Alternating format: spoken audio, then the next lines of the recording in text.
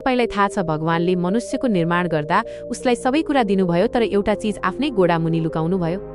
उहाँले यस्तो किन गर्नुभयो र गोडामुनि के लुकाउनुभयो? आउनुहोस् यस भिडियोमा हेरौं। सृष्टिको सुरुवातमा जब भगवानले मनुष्यलाई बनाउनुभयो तब उहाँले मनुष्यलाई सबै कुरा दिनुभयो। सुन्दरता, शक्ति, दिमाग, छलकपट र प्रेम। तर एउटा चीज यस्तो थियो जुन उहाँको हातबाट छुटेर तल खस्यो, जसलाई भगवानले आफ्नै गोडामुनि लुकाउनुभयो। तर जब मनुष्यलाई संसारमा जिउनका लागि पठाइयो तब माता लक्ष्मीले भगवान विष्णुसँग सोध्नुभयो, प्रभु तपाईले आफ्ना चरणमुनि के लुकाउनुभयो जुन तपाईले मनुष्यलाई दिनु भएन? तब भगवानले भन्नुभयो, मैले जुन मनुष्य बनाएको छु उनीहरू पृथ्वीमा गएर त्यस्ता रहने छैनन् जस्तो मैले उनीहरूलाई सजाएको छु। यिनीहरू धन दौलत र ईर्ष्याका कारण आफ्नै मान्छेहरूको रगतको प्यासी हुनेछन् र परमात्मालाई खोज्नुको साटो भोग विलासमा डुब्नेछन्, जसका कारण यिनीहरूको जीवन जिउँदो नरक बन्नेछ, जसबाट निस्कने एउटै उपाय छ शान्ति, र यही त्यो एउटा चीज हो जसका लागि उनीहरूले भगवानलाई खोज्नेछन्।